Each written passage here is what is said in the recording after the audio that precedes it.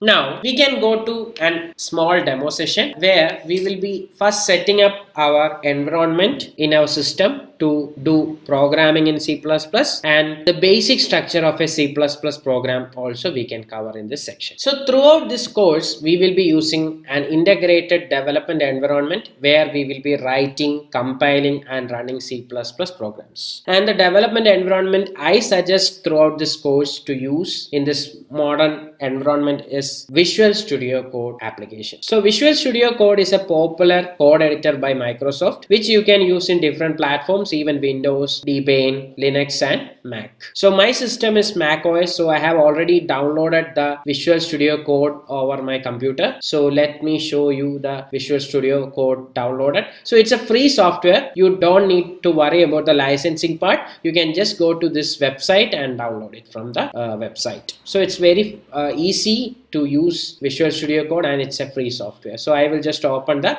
Visual Studio Code here. So as you can see over here, this is the start screen of Visual Studio Code. And one more thing which you have to do while you want to run C++ program in Visual Studio Code is you can go to the extension part of the this program and you can search for an extension for C or C++.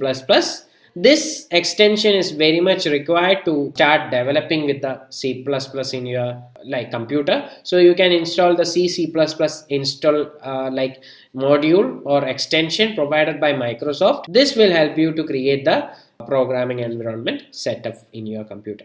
And if you want to compile and run these programs, you can read the documentation provided with this software, where you will be able to see how you can use the development tools in compiling and running the program. So let's start. So here we can create a new file for creating our first C++ program. The most famous program which programmers write in our beginning of our programming studies, Hello World program. So Hello World program is a simple program which will display a hello world in whatever terminal which we use.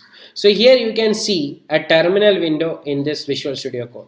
And if you are not seeing it in your system, then what you need to do is there will be a terminal icon in your or terminal menu bar in your Visual Studio Code. There you can go and create a new terminal. There you will be getting this window called terminal. So now let's start creating our first program. So each and every programming language will have a syntax. So when we create a C++ program, we will require to use a particular syntax when we create our first program. So the first mandatory keyword which we use to write a C++ program is #include.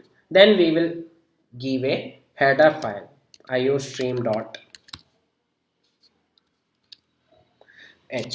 So here you can see this statement is called preprocessor directive. Now this statement, even if I have wrote it, it's not having any highlight or any difference because I haven't saved this file as C++. So it's always better to start saving your file as C++. Then the compiler or our C++ IDE Visual Studio Code will automatically start suggesting you different syntax and everything so that your programming is more easier. So I am saving this program as hello world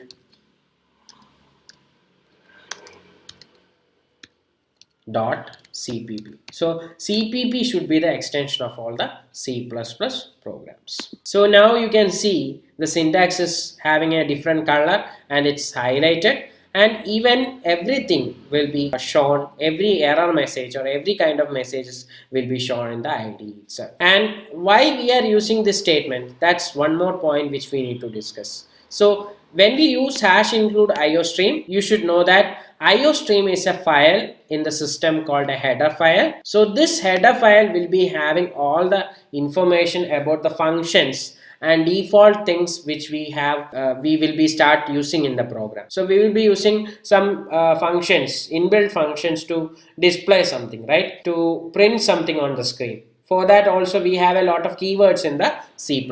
So all these keywords and everything required for the basic running of a program is being designed or defined inside the iostream.h header file. So in order to include that header file in our program, we are using this statement called hash include iostream. And this statement is called preprocessor directive. Preprocessor directive. So we can use a lot of preprocessor directive that will be meant for each and every function. We will be having a separate look onto that preprocessor directives while we navigate on the course further. So now just understand this statement is required for functioning of the C++ program properly.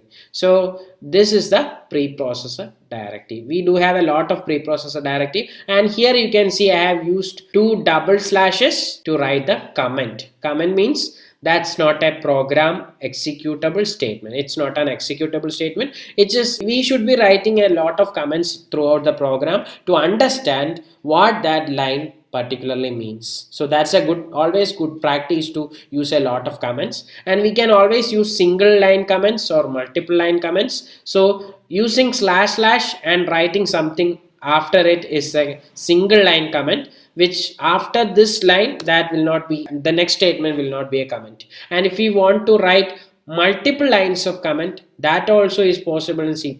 That is done with the help of multi-line comment statements like slash, star, then star, slash. So what is the peculiarity of this operator or this symbol is, what all things we write inside this symbol, it will not be compiled or run by the program. It's just for our developers to understand what the coming lines are. So if you write even multiple lines inside this statement from start slash star and then end star slash, that will be a comment. So you can even write multiple lines of code inside that, but that does not execute.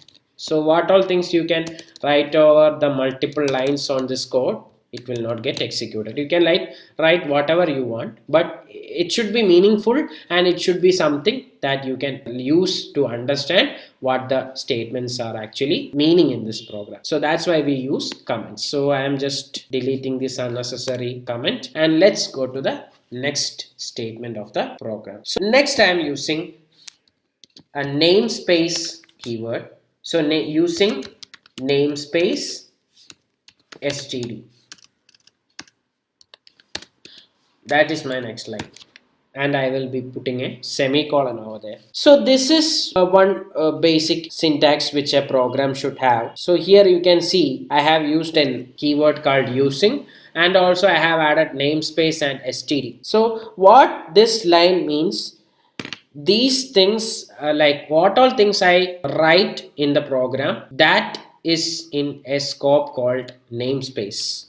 We will be learning more about namespace also, so you need not to worry about this one. So here in this program we are using a standard namespace called std, which will have more definitions to input and output statements in the program.